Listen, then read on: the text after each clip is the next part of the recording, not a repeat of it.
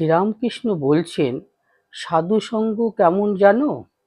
যেমন চাল ধোয়ানি জল। যার অত্যন্ত নেশা হয়েছে তাকে যদি চালের জল খাওয়ানো যায় তাহলে তার নেশা কেটে যায়। সেইরূপ এই সংসার মদে যারা মত্ত হয়েছে তাদের নেশা কাটাবার একমাত্র উপায় সাধুসঙ্গ। সৎসঙ্গে থাকতে থাকতে, সাধুর কথা শুনতে শুনতে অনিত্য সংসার সম্পর্কে মোহ, বিষয় বাসনা একটু একটু করে কমে এবং অবশেষে একেবারে দূর হয়ে যায়। প্রকৃত সাধু তার অগ্নিময় বাণীতে, তার ঈশ্বরময় জীবনে প্রতি মুহূর্তে আমাদের কাছে এই জগতের এবং এই জাগতিক সুখ ভোগের অনিত্যতাকে জ্বলন্তভাবে উন্মোচন করে দেন। আমরা জানি ইতিহাসে সেই চিরস্মরণীয় অমর কাহিনীর কথা। রাজপুত্র সিদ্ধার্থ এক সংসার ত্যাগী সন্ন্যাসীর দর্শন করে তার চেতনার ভিত্তি ধরে যেন নাড়া দিয়ে গেল। ক্রমে সিদ্ধার্থের রূপান্তর ঘটল বুদ্ধে।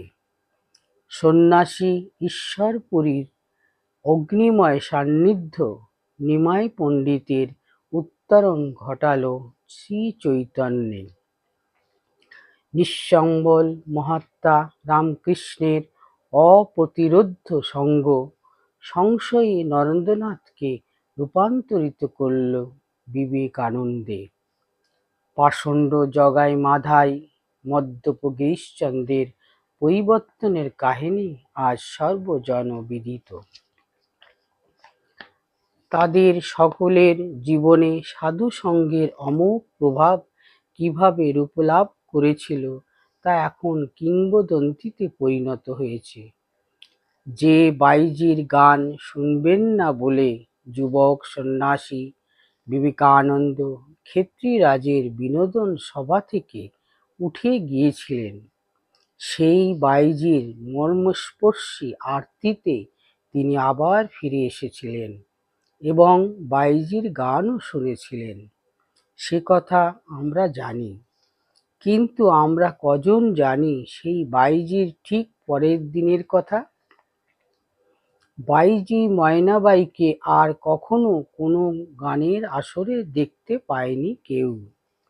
স্বামীজির ক্ষণিক সান্নিধ্যে ময়নাবাইয়ের অন্তরে আগুন জ্বলে উঠেছিল।